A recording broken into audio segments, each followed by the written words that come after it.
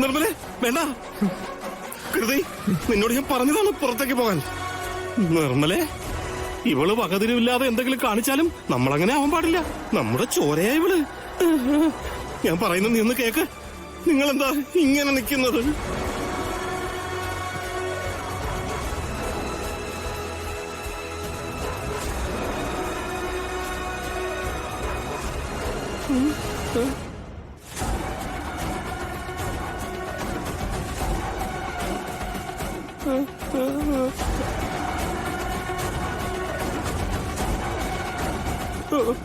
നിർമ്മലേ വേണ്ട വേണ്ട.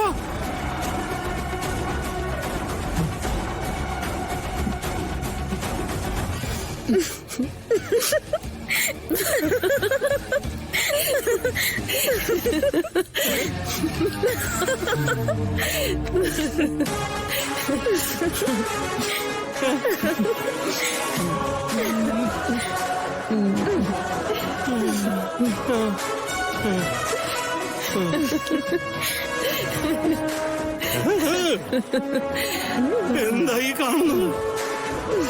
നീ കൊള്ളാൻ കേട്ടോടി.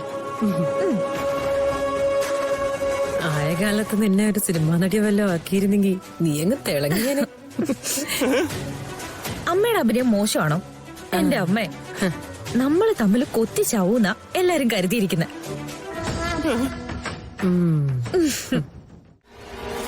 എഴുന്നേറ്റ്. എന്തിനാ? എഴുന്നേക്ക്.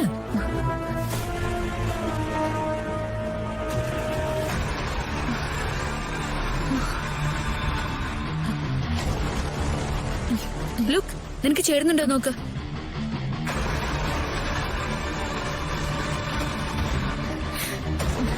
വെറുതെ എന്തിനാ എനിക്ക് ചേരുന്നുണ്ടോ എന്നൊക്കെ നോക്കുന്നേ? ഞാനിത് ഓൾറെഡി നിനക്ക് തന്നു കഴിഞ്ഞു, അതുകൊണ്ടാ നോക്കാൻ പറഞ്ഞേ. ഈശ്വര, ഇതെനിക്ക് തന്നെന്നോ? ദേ, ചുമ്മാ എന്നെ കബളിപ്പിക്കല്ലേ ഗാതെ. തന്നു.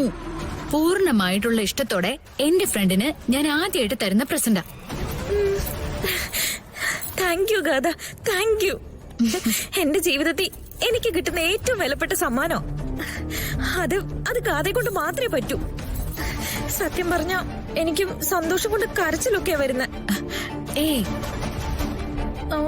ഞാനിതിനു പകരം എന്താ ചെയ്യണ്ടേ എനിക്ക് അറിഞ്ഞൂടാ.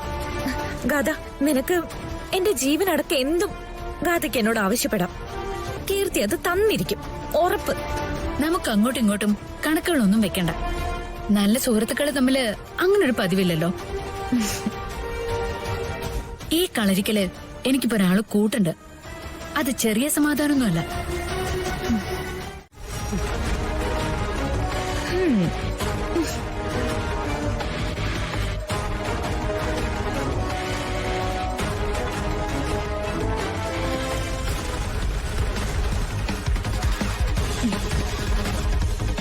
ഗാഥയുടെ കയ്യിന്ന് എനിക്ക് കിട്ടി. കിട്ടിയാ? ഞാൻ പറഞ്ഞില്ലേ, കിട്ടും കിട്ടും കിട്ടും. ആ, എന്തായിരുന്നു ഇത്ര നേരം? ഞങ്ങളിപ്പോ നല്ല ഫ്രണ്ട്സ് അല്ലേ അമ്മേ? ഏറ്റവും അവസാനം അവൾ എന്നോട് പറഞ്ഞ വാചകം എന്താണെന്ന് അറിയോ? കളരിക്കൽ തറവാട്ടില് എന്നെ പോലൊരു ഫ്രണ്ട് ഉള്ളതുകൊണ്ട് അവൾക്കിനി ഒന്നും പേടിക്കാനില്ലാന്ന്. അത്രയ്ക്ക് ധൈര്യം എന്റെ ഗാഥക്കുട്ടിക്ക്. എന്റെ പൊന്നുമോളെ, വേഷം മാറി അടുത്ത് ചെന്ന് നിന്നിട്ടേ പിടിക്കപ്പെട്ട നിനക്കറിയാലോ, അവളും അവളുടെ അമ്മയും കൂടെ ചേർന്ന് നിന്നെ കൊന്നുകളയും. അതിന് ഇനി അവൾക്ക് ഞാനിട്ട കുരുക്കിന്ന് ഊരാൻ പറ്റില്ലല്ലോ. അത് പറ്റില്ല എന്നുള്ളതിന് അവൾ ഒരു തെളിവും തന്നിട്ടുണ്ട്. കാണണോ?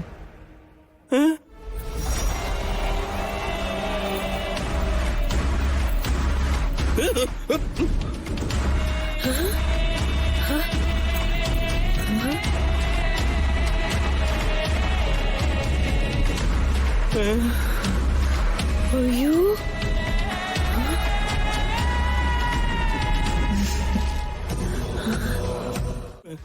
പിന്നെ എന്റെ നിർമ്മലേ, ഈ പൊന്മുട്ടയിടുന്ന പാറാവിനെ ഒറ്റയടിക്ക് കൊല്ലരുത്. അതിങ്ങനെ നെക്ലസ് ആയിട്ടും മാലയായിട്ടും മോതിരമായിട്ടും മുട്ടകൾ ഇങ്ങനെ ഇട്ടിട്ടിട്ടിട്ട് കൃതിക്ക് കൊടുക്കട്ടെ.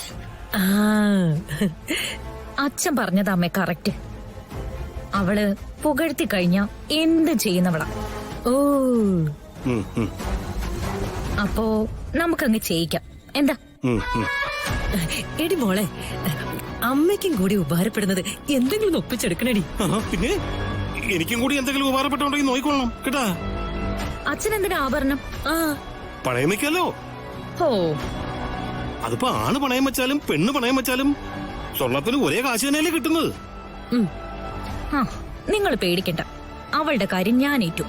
ഇനി എത്ര ദിവസം അവൾ ഇവിടെ ഉണ്ടാവുന്നോ അത്രയും ദിവസം ഞാനിങ്ങനെ പിഴിഞ്ഞോണ്ടേയിരിക്കും.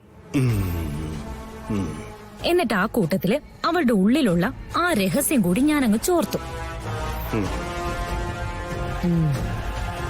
അവളെ പോലെ വേറൊരുത്തി ഉണ്ടെന്നുള്ള രഹസ്യം.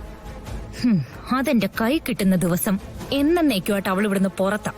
നിങ്ങൾ നോക്കിക്കോ.